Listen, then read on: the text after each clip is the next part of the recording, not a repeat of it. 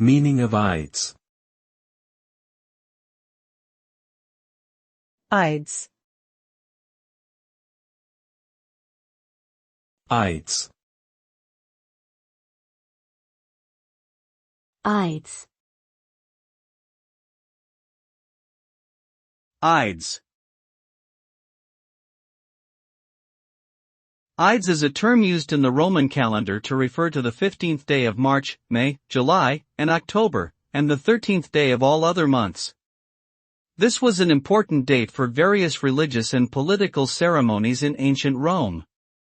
One of the most famous events associated with the Ides of March is the assassination of Julius Caesar in 44 BC.